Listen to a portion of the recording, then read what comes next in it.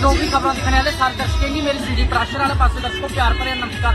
गल करते तो सारे कशा पहला तुसेंगी रामनवमी दियां हार्दिक शुभकामनाएं।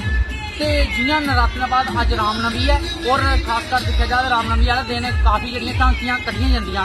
इ'यां गै अगर गल करां रियासी जिले का पौनी अज पौनी बाजार में जी राम लक्ष्मण सीता माता की झांकी कड्ढी जा करती है। मैं तुसेंगी इत्थूं दे किश मंजर दस्सना।